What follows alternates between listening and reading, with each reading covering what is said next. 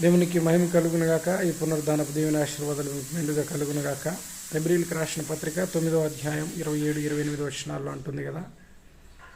28వ వచనం చివరి భాగంలో ఉంటుంది, పాపము లేకుండా ఉండేవారి నిమిత్తము యేసు రెండోసారి రాబోతూ ఉన్నాడు.